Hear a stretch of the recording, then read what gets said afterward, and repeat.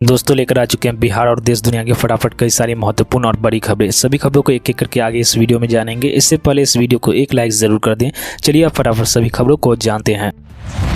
आजादी के मौके पर पटना के गांधी मैदान में भव्य समारोह का आयोजन किया गया। मुख्यमंत्री नीतीश कुमार ने जहां एक तरफ ध्वजारोहण किया तो वहीं विभिन्न विभागों द्वारा निकाली गई झांकियों ने भी लोगों का मन मोह लिया। बिहार सरकार के अलग अलग विभागों ने रंगारंग झांकियां निकाली। गांधी मैदान में मौजूद दर्शक इन झांकियों को देखकर तालियां बजाते रहे। इन झांकियों के जरिए शिक्षा, रोजगार, स्वास्थ्य समेत कई अन्य संदेश दिए गए, जिसका लोगों ने जमकर लुत्फ उठाया। राजधानी पटना में ऐतिहासिक गांधी मैदान में गुरुवार को 78वें स्वतंत्रता दिवस के अवसर पर 18वीं बार झंडा तोलन कर बिहार में अब तक सबसे अधिक बार झंडा फहराने वाले मुख्यमंत्री होने का रिकॉर्ड बनाने वाले नीतीश कुमार ने कहा, राज्य के युवाओं को सरकारी नौकरी एवं रोजगार उपलब्ध कराया जा रहा है। वर्ष 2020 में 7 निश्चय 2 के तहत 10 लाख नौकरी और 10 लाख रोजगार देने के बारे में भी तय किया गया था। स्वतंत्रता दिवस के आयोजन पर पीएम नरेंद्र मोदी ने लाल किले की प्राचीर से देश को संबोधित किया, तो वहीं इस मौके पर कई गणमान्य अतिथि भी मौजूद थे। Chief justice D Y Chandrachud, सरकार के कई मंत्री और नेता विपक्ष राहुल गांधी भी कार्यक्रम में उपस्थित थे। लेकिन राहुल गांधी को आयोजन में पीछे की सीट मिलने पर कांग्रेस ने ऐतराज जताया है। उन्होंने गुरुवार को कहा कि इस पर राहुल गांधी को पीछे बैठाने से पीएम नरेंद्र मोदी की कुंठा दिखाई देती है। कांग्रेस ने कहा कि राहुल गांधी को पीछे बिठाने से दिखता है कि सरकार को लोकतंत्र और लोकतांत्रिक परंपराओं की कोई परवाह नहीं है। स्वतंत्रता दिवस के मौके पर पटना के गांधी मैदान में बिहार के मुख्यमंत्री नीतीश कुमार ने झंडा फहराया है। तिरंगा फहराए जाने के बाद सीएम नीतीश कुमार ने कई अहम बातें कही। सीएम नीतीश कुमार ने गांधी मैदान में अपने भाषण के दौरान बिहार के रोजगार का जिक्र किया। सीएम ने कहा कि बिहार विकास कर रहा है और उनकी सरकार ने साल 2025 के विधानसभा चुनाव से पहले 20 लाख युवाओं को सरकारी नौकरी देने का लक्ष्य रखा है। अब इस पर राजद नेता और बिहार के पूर्व मंत्री तेज प्रताप यादव ने निशाना साधा है। तेज प्रताप यादव ने कहा कि पहले रोजगार दे, उसके बाद ही बात करें।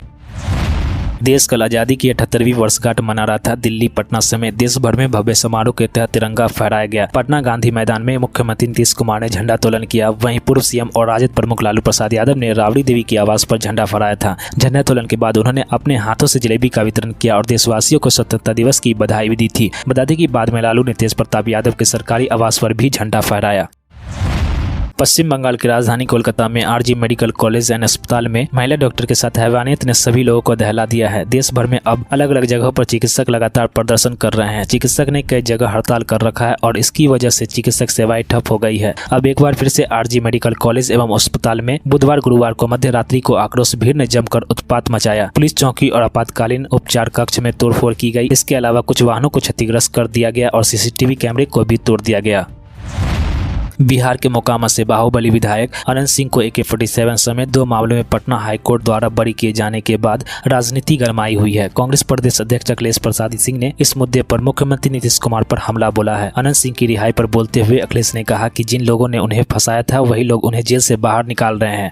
वे कांग्रेस से चुनाव लड़ रहे थे तो उन्हें जेल में डाल दिया गया था। उनकी रिहाई हो रही तो ये अच्छी बात है, लेकिन इतने दिन जेल में रखा गया, इसका हिसाब कौन देगा।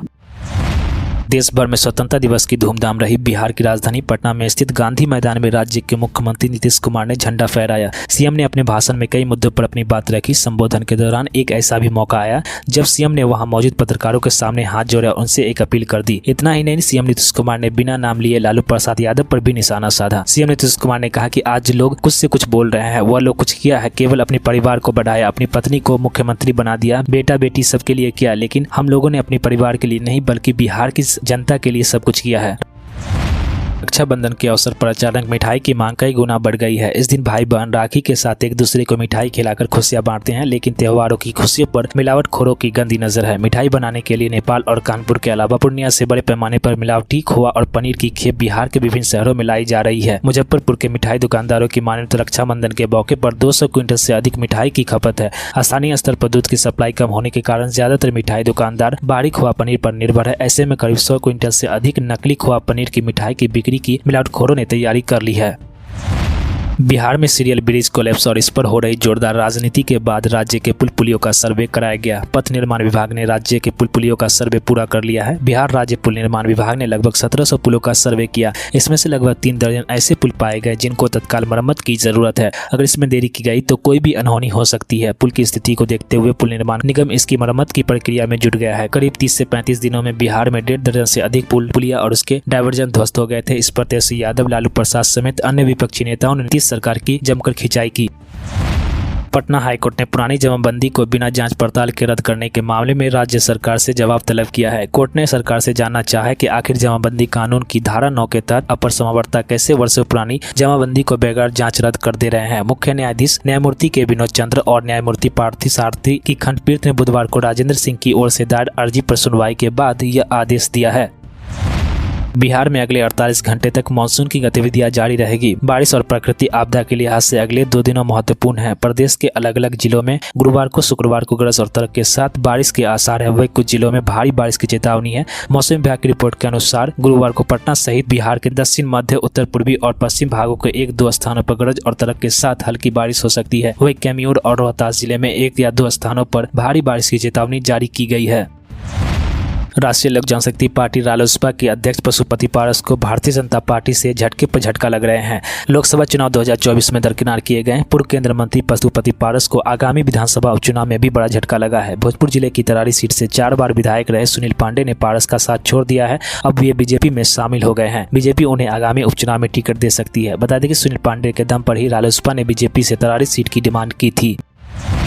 बिहार पुलिस सिपाही भर्ती में गड़बड़ी करके अयोग्य अभ्यर्थियों की बहाली कराने वालों की जड़ी काफी गहरी है। इतनी कार्रवाई के बाद भी रैकेट का सफाया नहीं हो रहा है। रूटीन कार्रवाई में रैकेट में शामिल बदमाश पकड़े जा रहे हैं। पटना में फिर 3 जालसाजों को पुलिस ने पकड़ा है। कोतवाली थाने की पुलिस को 77 दिवस के मौके पर होटलों की तलाशी ले रही थी, तभी एक कमरे में 3 संदिग्ध पकड़े गए। पुलिस ने छानबीन के दौरान उनके पास से वर्ष 2024 में हो रहे सिपाही भर्ती परीक्षा में शामिल होने वाले अभ्यर्थियों के एडमिट कार्ड, कई चेकबुक, आधार कार्ड, एक कॉपी जिसमें 8 अभ्यर्थियों के नाम है।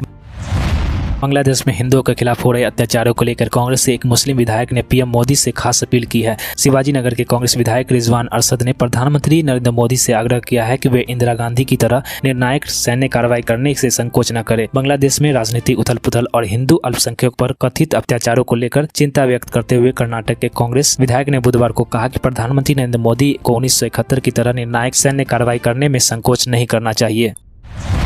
कोलकाता के अर्जिकर मेडिकल कॉलेज एंड हॉस्पिटल में बीती रात तोड़फोड़ की घटनाएं के बाद एक बार फिर डॉक्टरों ने देशव्यापी हड़ताल पर जाने का ऐलान किया है। डॉक्टरों के संगठन federation of residents doctor association ने इसका ऐलान किया है। मंगलवार को देर रात फोर्डा के प्रतिनिधियों ने केंद्र स्वास्थ्य मंत्री और भाजपा अध्यक्ष जेपी नड्डा से मुलाकात कर हड़ताल खत्म करने का ऐलान किया था। इधर इंडिया मेडिकल एसोसिएशन ने तोड़फोड़ की घटनाओं की निंदा की और आगे की कार्रवाई पर निर्णय लेने के लिए अपनी राज्य शाखाओं के साथ एक आपात बैठक बुलाई है।